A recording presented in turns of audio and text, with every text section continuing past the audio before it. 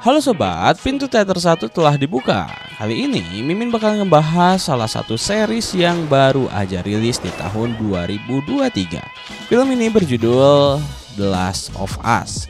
Film ini akan mengisahkan setelah kejadian pasca pandemi, sebuah infeksi yang merubah manusia seperti seorang zombie, menceritakan seorang pria yang nantinya bekerja sebagai penyelundup harus mengantarkan permintaan dari kelompok pemberontak untuk mengantar seorang bocil yang istimewa.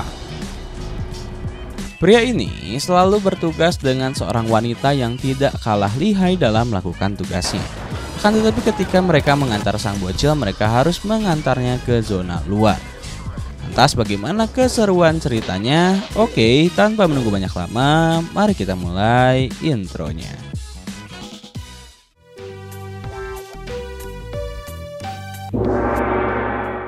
Scene pertama berlatar di tahun 1968.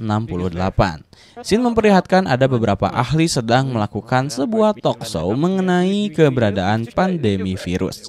Sang ahli menyebutkan bahwa itu bukan disebabkan oleh virus, akan tetapi oleh jamur, karena jamur bisa merusak otak seseorang.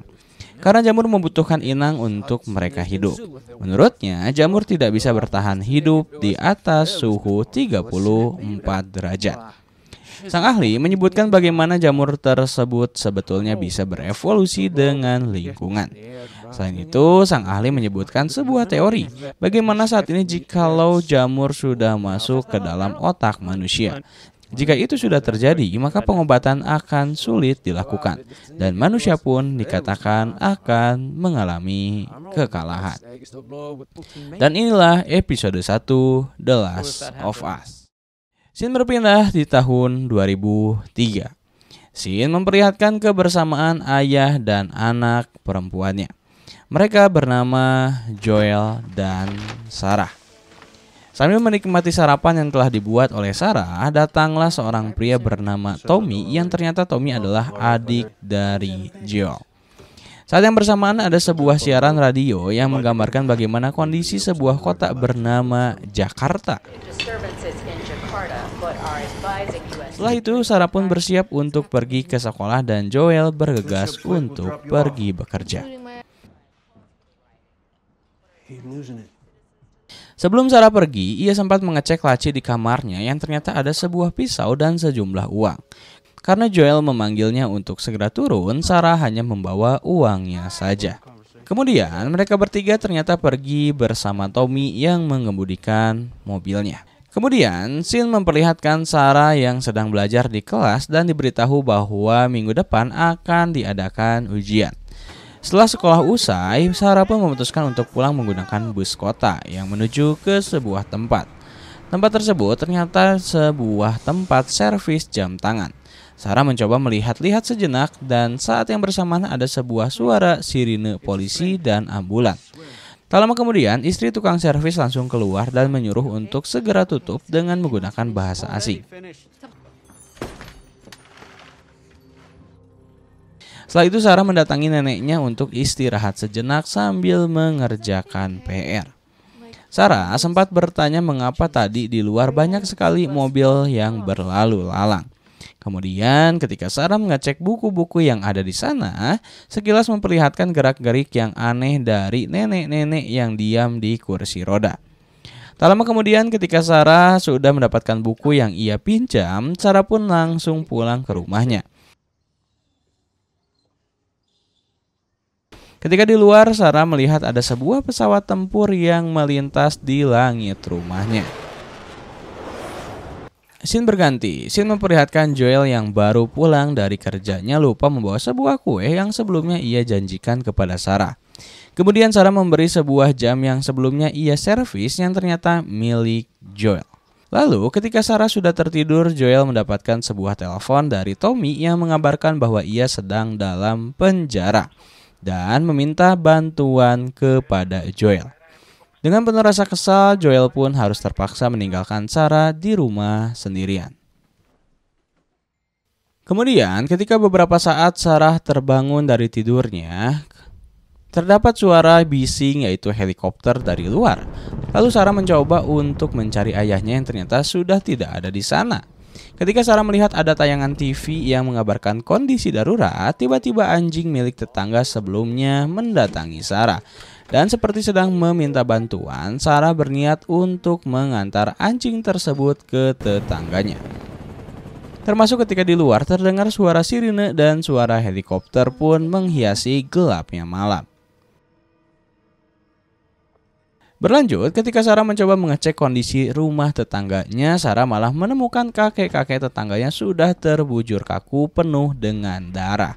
Ternyata nenek-nenek yang berada di kursi roda yang menjadi pelakunya. Terlihat nenek tersebut sudah berubah menjadi zombie. Beruntungnya, Joel dan Tommy datang tepat waktu untuk membawa Sarah. Kemudian orang-orang yang diserang oleh sang nenek pun sudah berubah menjadi zombie. Ketika di mobil, Tommy menjelaskan bahwa handphone dan radio sudah dimatikan. Berlanjut, ketika di perjalanan, keadaannya sudah carut marut termasuk para militer pun sudah siap siaga di perbatasan. Saat ini mereka memutuskan untuk pergi ke Meksiko. Sarah mengatakan bahwa sepertinya orang-orang sudah terjangkit. Dan ketika mereka berada di sebuah kota yang ramai, orang-orang di sana terlihat sangat ketakutan serta saling menyelamatkan satu sama lain. Akan tetapi, ketika ada sebuah ledakan, proyektilnya malah masuk ke dalam mobil mereka dan menyebabkan mobil mereka terbalik.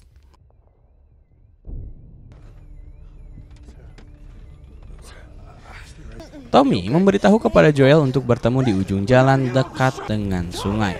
Karena Sarah terluka, Joel terpaksa menggendongnya. Ketika mencari jalan untuk sampai di tepi sungai, salah satu zombie menyadari keberadaannya. Kemudian zombie tersebut mengejar Joel dengan penuh ketakutan. Beruntungnya pada saat itu ada seorang tentara yang menembak mati zombie tersebut. Akan tetapi, tentara tersebut malah mendapatkan instruksi untuk menembak Joel dan Sarah. Alhasil, mereka berdua tertembak. Di saat Joel akan dihabisi, Tommy berhasil datang tepat waktu untuk menyelamatkan Joel. Sayangnya Joel harus mendapatkan pil pahit karena Sarah tewas akibat tembakan dari tentara yang sebelumnya. Scene berganti, scene memperlihatkan keadaan 20 tahun kemudian. Berlatar di sebuah hutan, ada seorang bocil yang sedang berjalan menuju kota Boston. Pada saat itu, kota Boston sudah seperti kota mati. Ketika bocil berhasil sampai ke perbatasan, ada beberapa petugas di sana, lalu membawa bocil dengan kondisi tangannya yang diikat oleh tali. Setelah dilakukan beberapa tes dan diberikan obat, petugas wanita mengatakan bahwa sang bocil sudah aman. Scene berganti, scene memperlihatkan warga di sana membakar satu persatu mayat. Terlihat pula di sana ada Joel. Diketahui bocil yang sebelumnya menjadi mayat akan dibakar oleh Joel dan yang lainnya. Setelah itu, Joel mendapatkan upah dari pekerjaannya. Selain membakar mayat yang diduga terinfeksi, Joel pun melakukan transaksi narkoboy dengan salah satu tentara di sana. Sekilas memperlihatkan pula bagaimana ada sebuah aturan hukuman mati kepada siapa saja yang melanggar masuk ke daerah tertentu.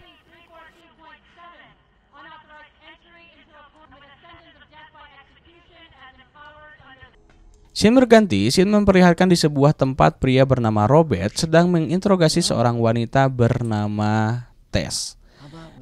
Saat yang bersamaan, ada sebuah ledakan yang menghancurkan tembok dan menjadi kesempatan Tess untuk melarikan diri.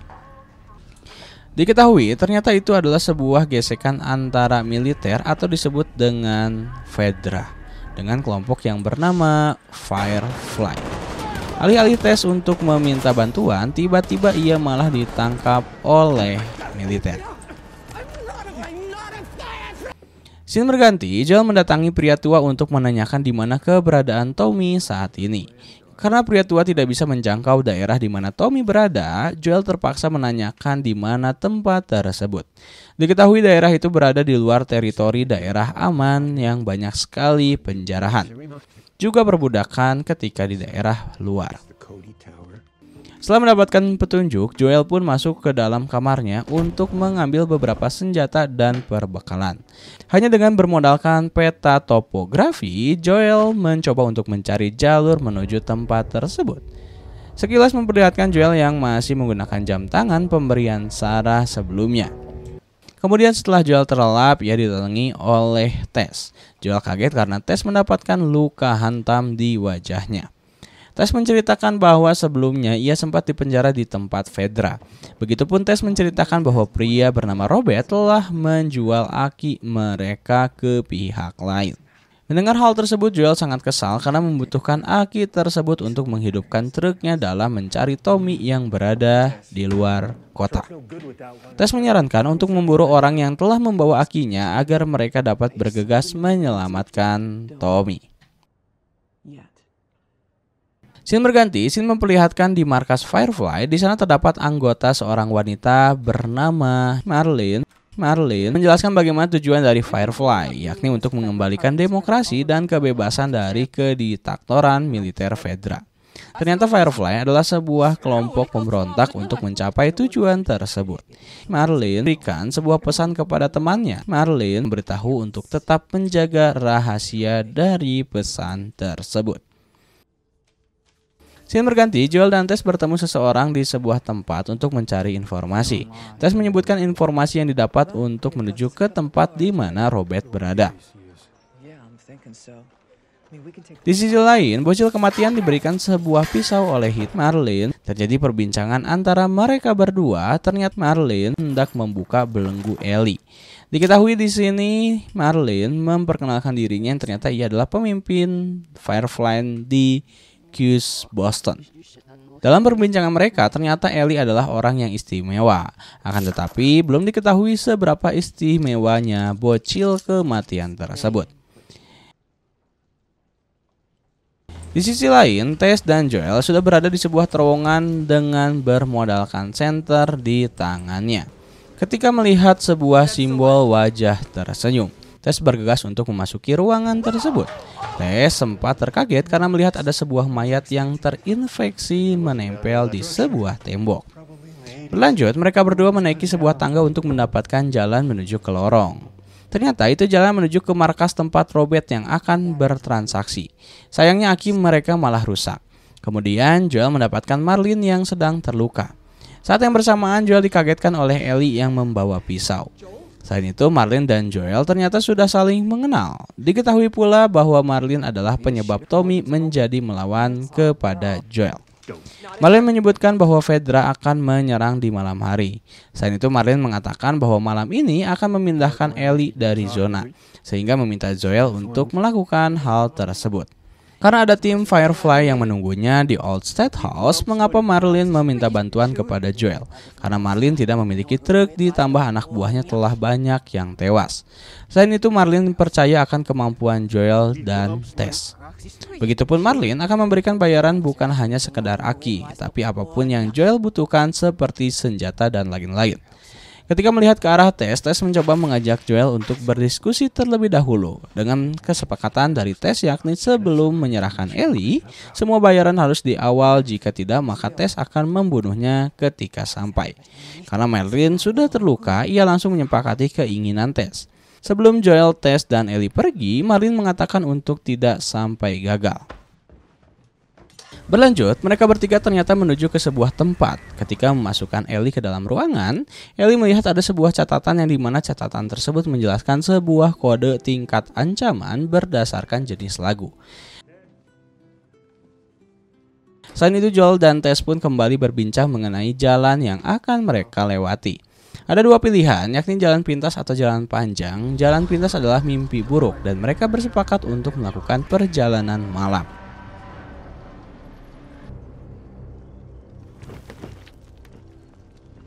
Akhirnya malam pun tiba, mereka bertiga berhasil keluar dari zona dengan menggunakan sebuah terowongan. Akan tetapi ketika mengendap-endap di pinggir tembok, mereka malah ketahuan oleh petugas Fedra.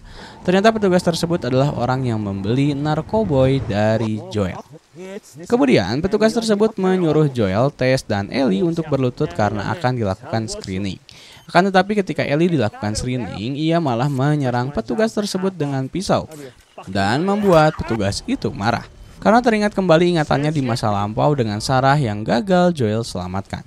Joel langsung bergegas menyerang petugas tersebut hingga tak sadarkan diri. Ketika melihat hasil screening, ternyata Ellie terinfeksi. Ellie mencoba menjelaskan bahwa ia tidak sakit. Infeksi itu sudah terjadi 3 minggu dan ia belum terinfeksi sama sekali.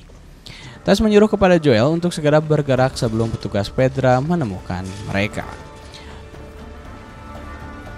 Dan scene terakhir, scene memperlihatkan radio yang menyalakan sebuah lagu, yang dimana itu adalah sebuah kode. Bersama